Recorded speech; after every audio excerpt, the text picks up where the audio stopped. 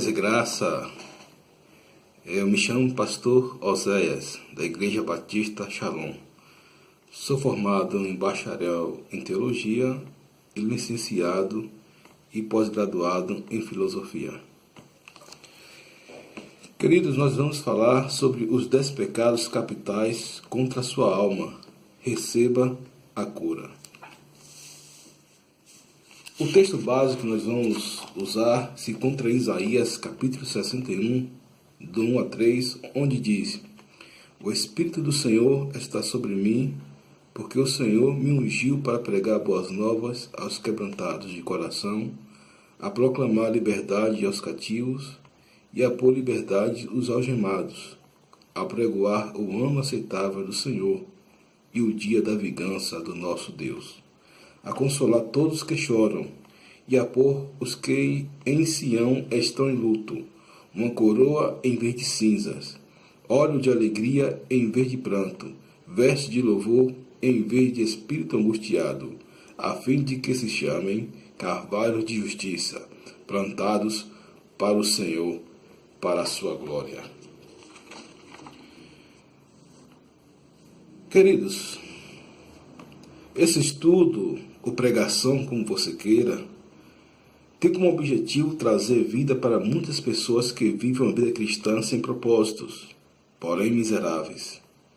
Deus nos inspirou a fazer esse estudo com o tema Os 10 pecados capitais contra a sua alma, que perturba a sua alma e que fatalmente atinge a sua vida por inteiro. Chamamos esses pecados de sutis, astutos e sagazes, pois foge daqueles pecadões da máxima cristã: roubar, matar e prostituir.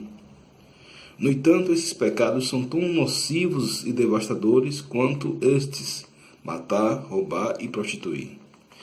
Lembrando que esses 3 pecados são consequência de que algo errado está com as nossas almas. Porém, vamos direto ao assunto e direto à sua causa. Cantares capítulo 2, versículo 15 diz que apanhai as raposinhas que fazem mal às vinhas, porque nossas vinhas estão em flor. Eu quero salientar que embora aparentemente leves, tais pecados são diabólicos, pérfidos, sórdidos.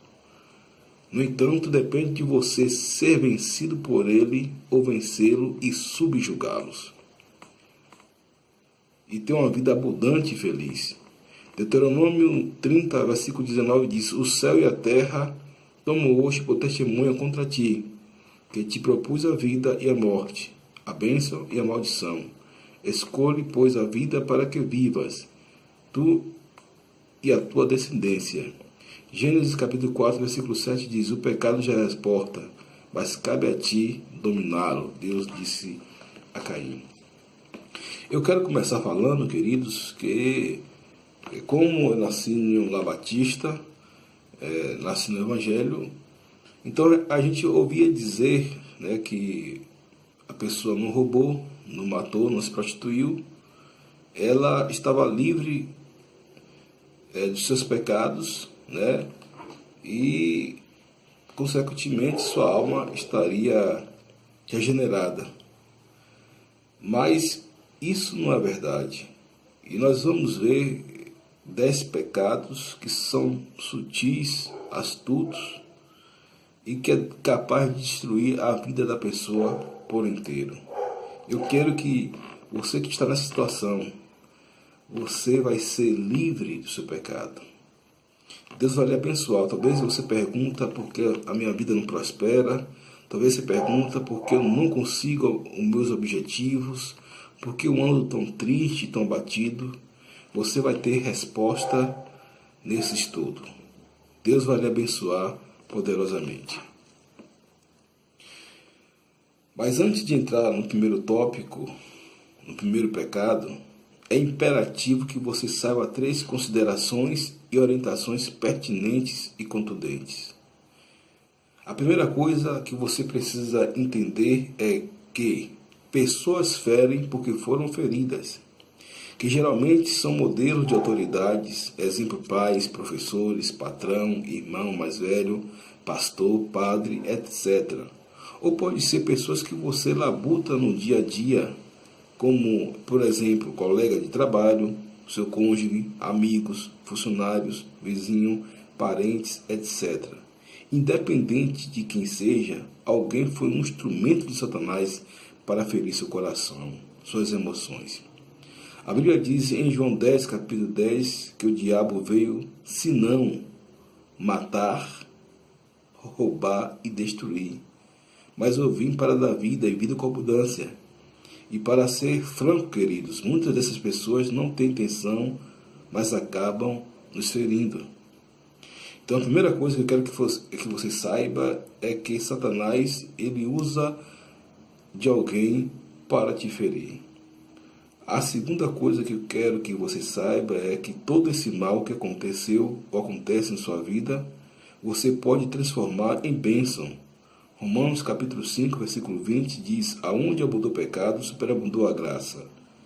Tome posse de João capítulo 9, versículo 3 a 4, que diz: respondeu Jesus, nem ele pecou, nem seus pais, mas foi para que nele se manifestassem as obras de Deus.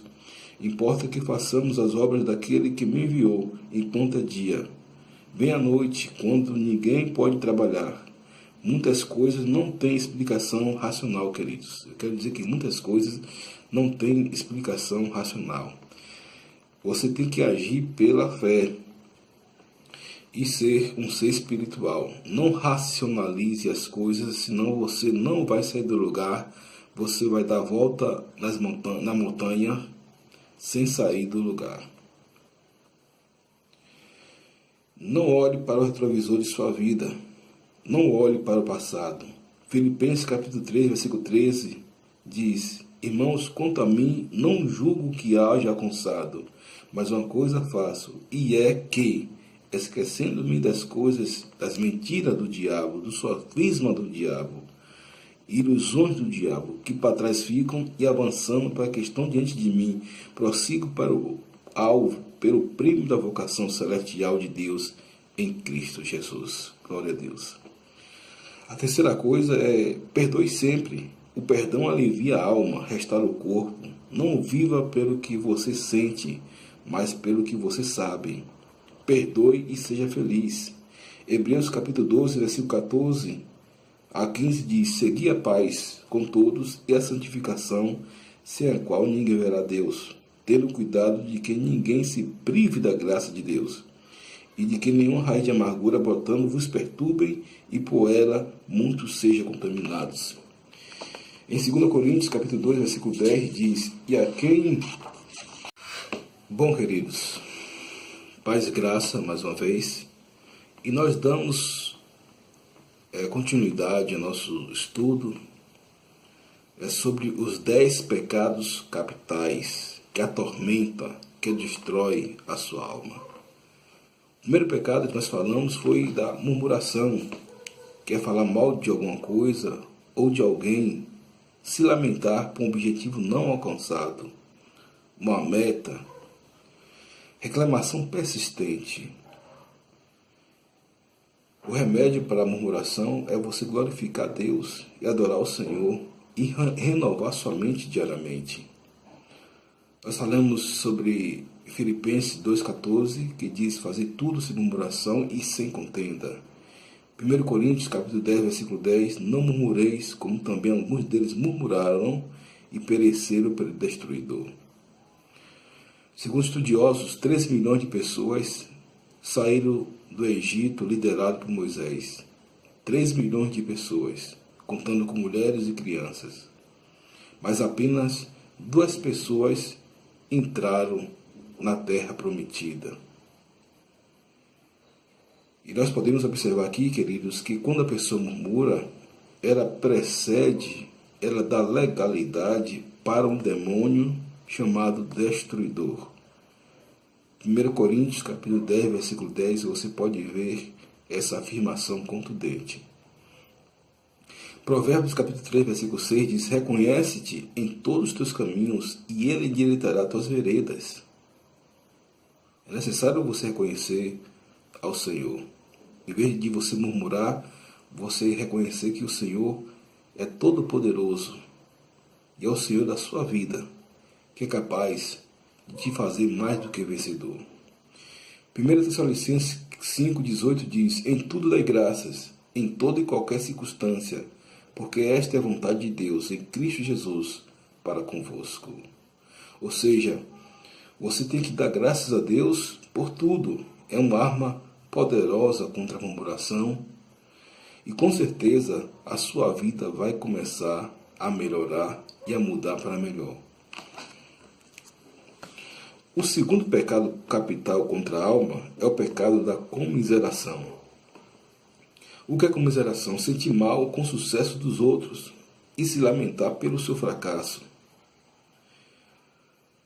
A arma contra a comiseração é: tenha atitude, pense positivo. Leia Provérbios 23, 7, que diz: Como o homem imagina sua alma, assim ele é.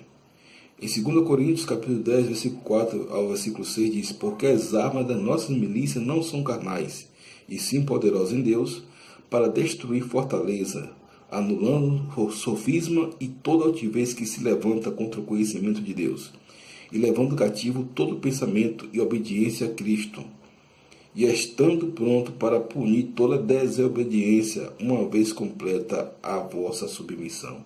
Ou seja, a sua vontade tem que estar, é imperativo que esteja submisso à palavra de Deus. A palavra de Deus tem que guiar a sua mente. E não sabendo que as suas armas não são carnais, mas sim poderosas em Deus. Sua arma é a oração, é o louvor, é a leitura da palavra, são as palavras positivas, é o jejum, é a celebração ao Senhor, é a comunhão, é a harmonia, é a palavra de Deus. Essas são armas espirituais que despedaçam qualquer fortaleza de Satanás. Salmo 118, 24 diz: Este é o dia que o Senhor fez, regozijemo-nos e alegremos-nos. Nós falamos já de dois pecados. Nós falamos sobre o pecado da murmuração, da comiseração, e nós vamos falar sobre o pecado da autopiedade. É um sentimento, ou emoção, ou comportamento de pena de si mesmo, desvalorização de si próprio, diante de um evento estressante. Chega de lamber as feridas. Tenha fé e declare seu futuro com atitudes, palavras e atos proféticos positivos. Provérbios 18, 21 diz: A morte e a vida estão no poder da língua. O que bem utilizar comerá de seu fruto.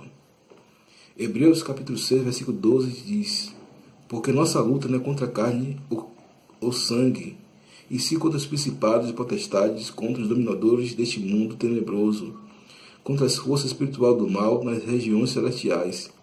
Portanto, tomai toda a armadura de Deus para que possais resistir no dia mau e, depois de teres vencido tudo, permanecer firme e inabaláveis. Estais, pois, firmes, cingido com a verdade e vestido a couraça da justiça. Calçai os pés com a preparação do evangelho da paz, embaçando sempre o escudo da fé, com o qual podereis apagar todos os dados inflamados do maligno.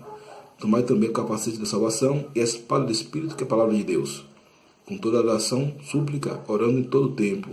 No Espírito, para isto, vigiando com toda oração, súplica por todos os santos.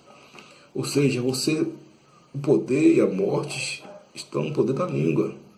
O que bem utiliza comerá do seu fruto. A autopiedade, querido, é um sentimento terrível. É um sentimento diabólico, satânico, que a pessoa fica com um sentimento de pena de si mesmo e começa a se desvalorizar a si próprio